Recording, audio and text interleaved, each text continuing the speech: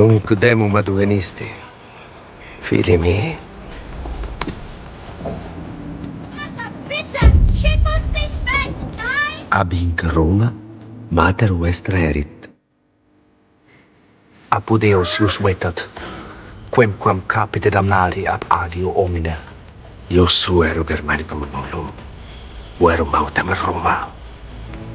Tandem eis experto opust. Bienvenidas, bienvenidos a un nuevo vídeo de Viajero en el Tiempo. Espero que estéis todos muy bien. Espero que estéis dispuestos a viajar en el tiempo y espero que estéis dispuestos a suscribirse a este humilde canal. Sin más preámbulos, comienzo. Procedente de las vastas llanuras de Asia Central, surgió un grupo peculiar conocido como los hunos. Estos eran nómadas de estatura modesta. Y estos no se dedicaban a la agricultura. Eran expertos jinetes, pasaban la mayor parte de su tiempo a caballo. Por lo tanto, dominaban perfectamente las técnicas ecuestres, lo que les otorgaba una notable ventaja en comparación con la lenta movilidad de las legiones romanas. Su modo de vida se basaba en tiendas de gran tamaño fabricadas con pieles y fieltro. El fieltro era una especie de impermeable, montada sobre sus propios carros. Despreciaban la vida en ciudades. Y los hunos sembraban el pánico por donde quiera que pasaban. Según Ammiano Marcelino, eran más semejantes a criaturas bípedas que a seres humanos.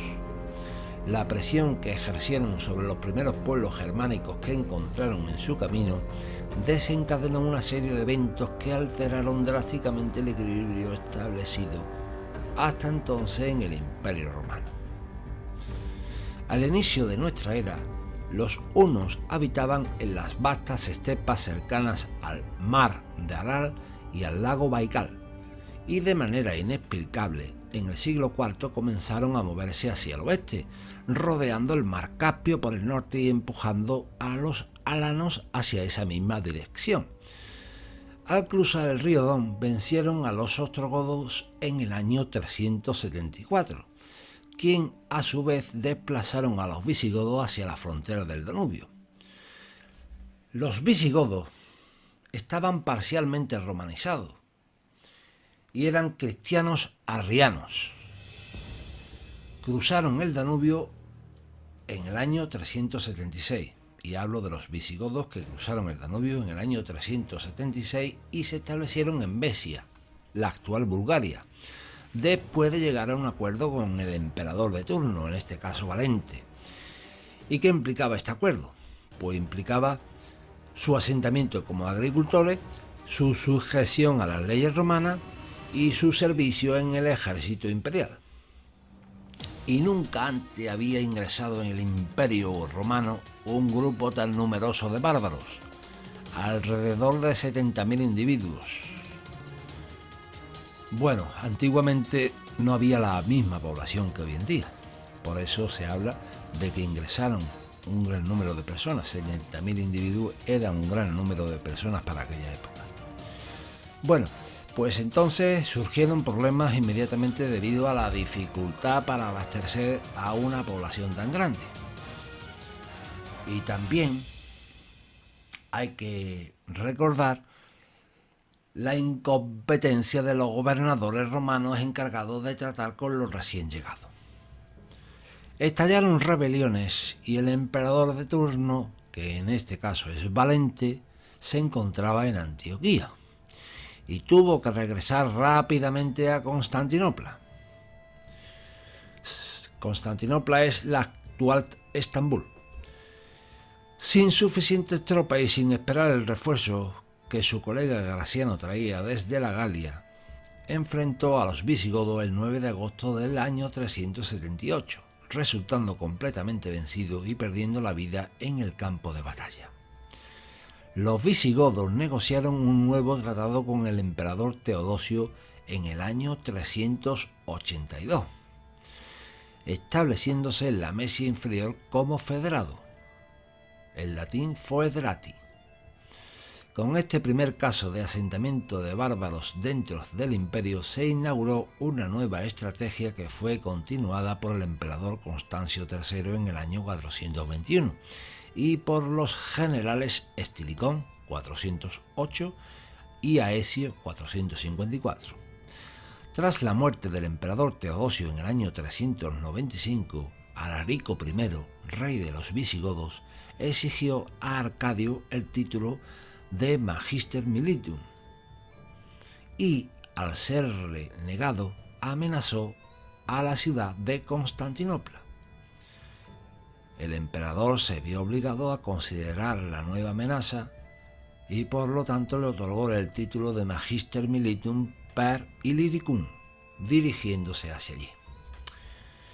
Y Alarico I, que era muy ambicioso, a mi parecer, incursionó en el norte de Italia, pero fue repelido por el vándalo Estilicón. He dicho antes que era el general Estilicón. Ya veis cómo había generales bárbaros en las legiones romanas.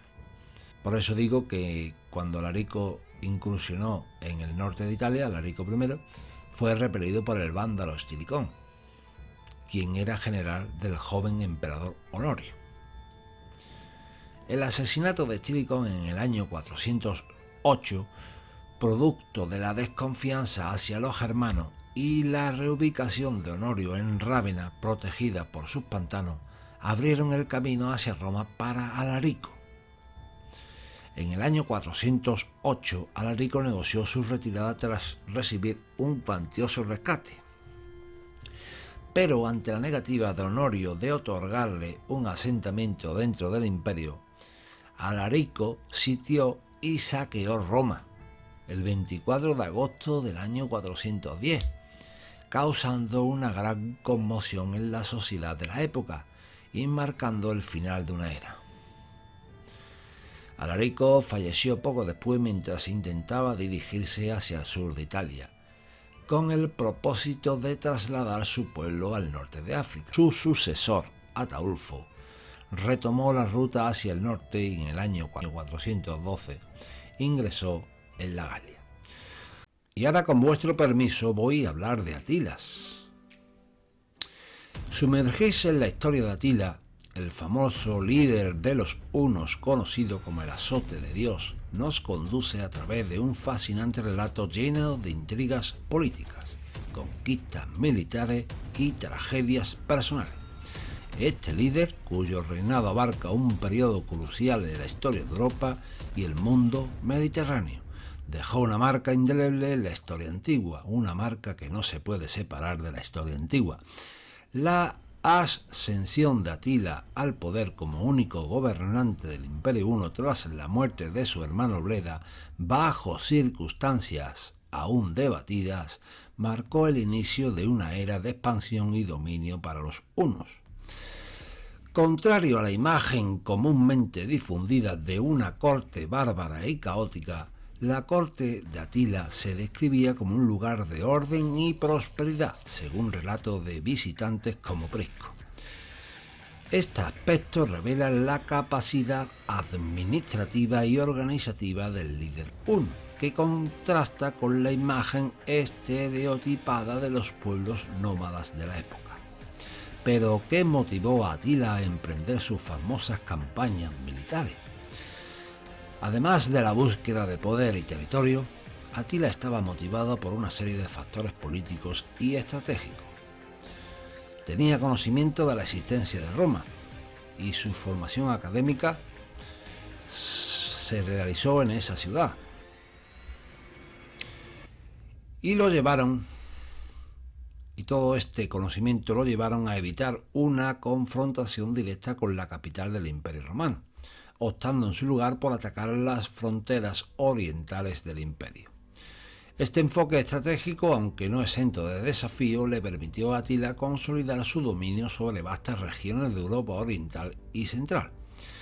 A medida que avanzaba en sus campañas militares, Atila se enfrentó a una serie de oponentes formidables, entre ellos el general romano Aesio, quien logró contener temporalmente el avance huno.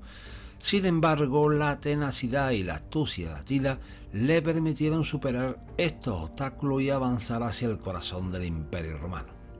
Su llegada a las puertas de Roma causó consternación y temor en toda la región mediterránea, desafiando la hegemonía romana y estableciendo a los hunos como una fuerza a tener en cuenta en el escenario geopolítico de la época. Pero más allá de sus logros militares, la vida de Atila estuvo marcada por tragedias personales, la muerte de su amada Honoria y su propia muerte prematura en circunstancias misteriosas añaden un elemento de tragedia y romance a su figura histórica. Estos eventos, aunque a menudo eclipsados por sus hazañas militares, ofrecen una visión más completa y humana de Atila como líder y como individuo. En resumen, la historia de Atila es un fascinante relato de poder, ambición y tragedia que ofrece una ventana única al mundo antiguo y a la complejidad de la condición humana. Su legado perdura hasta nuestros días, recordando el impacto duradero que los grandes líderes pueden tener en la historia y en la imaginación popular. Otro dato que os quiero dar es que he mencionado Honoria. Bueno, Atila dejó tranquila la parte oriental del Imperio Romano y se centró en Occidente, sector que se encontraba bajo el dominio del emperador Valentiniano III, quien con su poderoso ejército no solo repelió los ataques, sino que se negó a pagar tributo. Y Atila reaccionó misteriosamente bien a ello, hasta que la hermana de Valentiniano III, Honoria, solicitó la ayuda de Atila para escapar de la represión sufrida a manos de su hermano. El rey de los hunos tomó esto como una propuesta de matrimonio y emprendió una violenta campaña para rescatar a su amada. Se asentó en la Galia, donde tendría su primer enfrentamiento con el valeroso general romano Aesio, que ya lo he comentado. Y este es un dato importante a tener en cuenta, porque cuando Atila llegó a las puertas de Roma para entrar en dicha ciudad, le dijeron que Honoria había muerto. Y esto es una de las cosas que se alegan,